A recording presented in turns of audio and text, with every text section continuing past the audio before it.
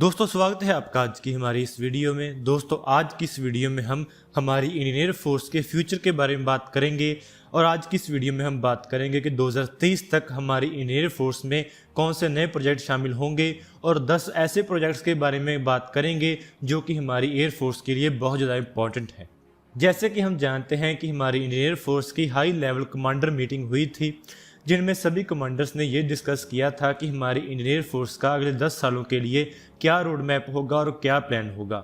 इसमें उन्होंने बहुत सारी स्ट्रेटजी के ऊपर डिस्कशन की थी, लेकिन इसके बारे में हम नहीं जानते कि वहाँ पर क्या डिस्कशन हुई होगी। लेकिन फिर भी हम इतना जानते हैं कि हमारी इंडियन एयर फोर्स ने कौन सी नई प्रोक्योरमेंट्स प्लान की हैं, तो चलिए उनके बारे में बात करते हैं। सबसे पहली डील और सबसे बड़ी प्रोक्योरमेंट जो इंडियन एयर फोर्स करने वाली है, जो कि हमारे इंडियन प्रोग्राम्स के लिए बहुत ज़्यादा जरूरी होने वाली है, वो है 83 तेजस मार्क 1 एयरक्राफ्ट की डील। हमारे तेजस मार्क 1 वेरिएंट का एक इम्प्रूव्ड वर्जन तेजस मार्क 1A है, जिसमें बहुत सारी नई टेक्नोलॉजीज लगाई जाएंगी, जैसे कि AESA रडार और बहुत सारी टेक्नोलॉजीज लगाई जाएंगी। इन सभी टेक्नोलॉजीज के साथ ये एयरक्राफ्ट एक 4.5 जनरेशन एयरक्राफ्ट बन जाएगा। अभी तक प्लान ये है कि तकरीबन 83 तेजस मार्क 1A एयरक्राफ्ट हमारी इंडियन एयर फोर्स में इंडक्ट किए जाएंगे और इसके साथ ही जो पहले हमारी एयर फोर्स में 40 तेजस एयरक्राफ्ट इंडक्टेड हैं, उन सभी एयरक्राफ्ट को भी तेजस मार्क 1A स्टैंडर्ड में अपग्रेड कर दिया जाएगा।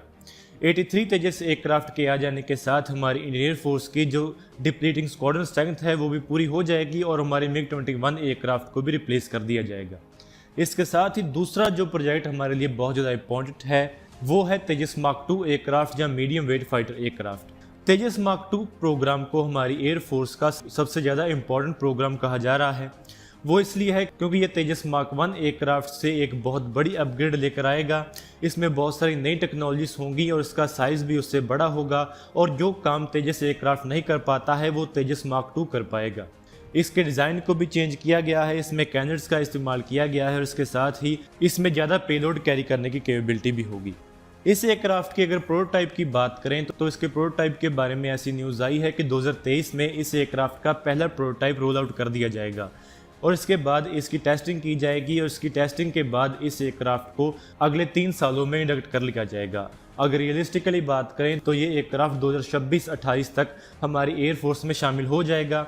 इस एयरक्राफ्ट के लिए भी हमारी एयर फोर्स ने 100 से ज़्यादा एयरक्राफ्ट खरीदने का प्रॉमिस किया है, यानी कि इंडियन एयर फोर्स ने कहा है कि वो इस एयरक्राफ्ट के 100 से ज़्यादा यूनिट्स खरीदेंगे ही खरीदेंगे।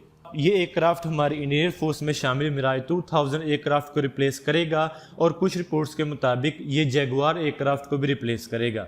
इस एयरक्राफ्ट के बारे में ऐसी रिपोर्ट्स हैं कि ये मिराज 2000 एयरक्राफ्ट के मुकाबले में तो ज़्यादा बेहतर होगा, लेकिन ये राफेल एयरक्राफ्ट के मुकाबले में ज़्यादा बेहतर नहीं होगा। और वहीं अगर हम ऑर्का फाइटर जेट या twin engine deck based fighter aircraft के बारे में बात करें तो इंडियन एयर फोर्स ने अभी तक इस फाइटर जेट को प्रोक्योर करने में या डेवलपमेंट में कोई भी इंटरेस्ट नहीं दिखाया है। तो अभी तक हम ये नहीं कह सकते कि ये एयरक्राफ्ट हमारी एयर फोर्स को मिलेगा या नहीं।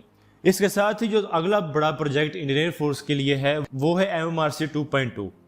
इस टेंडर के बारे में ऐसा कहा जा रहा है कि इस टेंडर को शायद खत्म किया जा सकता है और इसकी जगह पे एक नया टेंडर आ सकता है जिसे कि MRFA कहा जाता है। 114 फाइटर जेट खरीदने के लिए जो हमारा MMRC 2.0 टेंडर है उसको $17 बिलियन के ऊपर एस्टिमेट किया गया है। इसमें हमने 114 फाइटर जेट्स खरीदने हैं जो कि सभी फॉरेन मेड फाइटर एयरक्राफ्ट होंगे जिन्हें कि हमारे देश में प्रोड्यूस किया जाएगा। इसके साथ ही इसमें टेक्नोलॉजी शेयरिंग एग्रीमेंट भी होगा। इस टेंडर में बहुत सारे देशों के एयरक्राफ्ट पार्टिसिपेट कर रहे हैं। इसमें रशिया का MiG-35 और Sukhoi 35 एयरक्राफ्ट पार्टिसिपेट कर रहा है और अमेरिका का F-18 हॉर्नेट और F-15 eagle fighter aircraft participate कर रहा है और वहीं इसमें साब का ग्रिपन एयरक्राफ्ट और यूरोपियन यूनियन का यूरोफाइटर टाइफून एयरक्राफ्ट और फ्रेंच राफेल एयरक्राफ्ट भी पार्टिसिपेट कर रहा है। इन सभी एयरक्राफ्ट में से राफेल एयरक्राफ्ट के चुने जाने की सबसे ज़्यादा उम्मीद है। अगर राफेल एयरक्राफ्ट इस टेंडर में चुना जाता है तो इसमें 72 एडिशनल राफेल एयरक्राफ्ट खरीदे जाएंगे जो कि F4 वेरिएंट वाले होंगे और इसकी कीमत $8 बिलियन तक हो सकती है। ये एयरक्राफ्ट हमारी इंडियन एयर फोर्स की जो medium weight multi role aircraft की रिक्वायरमेंट है उसे पूरा करेंगे और कुछ रिपोर्ट्स के मुताबिक ये MiG-29 UPG फाइटर एयरक्राफ्ट को भी रिप्लेस करेंगे। इसके साथ ही हमारे लिए एक और सबसे ज़्यादा जरूरी प्रोजेक्ट होगा वो है सुपर सुखोई अपग्रेड प्रोग्राम। इस अपग्रेड प्रोग्राम को तकरीबन $6 बिलियन के ऊपर एस्टिमेट किया गया है। इसमें हमारे सुखोई 30M के फाइटर एयरक्राफ्ट को अपग्रेड किया जाएगा, उसमें नए इंजन लगाए जाएंगे, उसमें AES रडार लगाया जाएगा और उसके एवियोनिक्स को भी अपग्रेड किया जाएगा। उसके साथ ही उसके एयर फ्रेम में कुछ चेंजेस करने की भी बातें हो रही हैं, जिससे उसकी स्टेल्थीनेस भी बढ़ाई जा सके। हमारे पास 272 सुखोई 30M के फाइटर एयरक्राफ्ट की फ्लीट है, जिससे कि अपग्रेडेशन की बहुत ज़्यादा ज़रूरत है।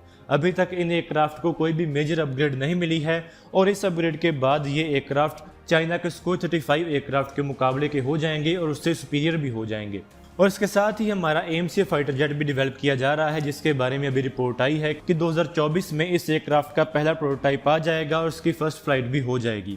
इसके साथ ही इस एयरक्राफ्ट के बारे में ऐसा कहा जा रहा है कि 2023 से पहले ही इस एयरक्राफ्ट के मार्क 1 वेरिएंट को इंडक्ट कर लिया जाएगा। इस एयरक्राफ्ट के भी 6 स्क्वाड्रन को खरीदने का इंडियन एयरफोर्स ने प्लान किया हुआ है, लेकिन अभी इस एयरक्राफ्ट के बारे में हम ऐसा नहीं कह सकते कि ये 2023 तक हमारी एयरफोर्स में इंडक्ट हो जाएगा, क्योंकि अभी तक हमारी एयरफोर्स की और हमारी मिनिस्ट्री ऑफ डिफेंस की ऐसी हिस्ट्री रही है कि किसी प्रोग्राम के कंप्लीट हो जाने के बाद भी वो किसी एयरक्राफ्ट के ऑर्डर देने में बहुत ज़्यादा देरी कर लेते हैं। तो ऐसा हो सकता है कि इस एयरक्राफ्ट का जो ऑर्डर दिया जाएगा वो 2023 तक लेट हो जाए।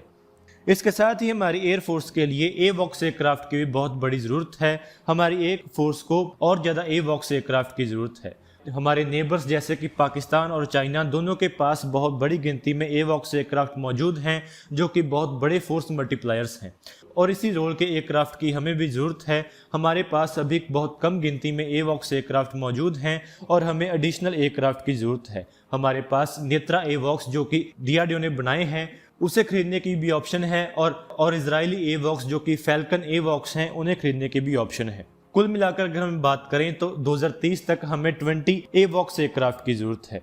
इनकी कीमत $5 बिलियन से ज़्यादा की होगी।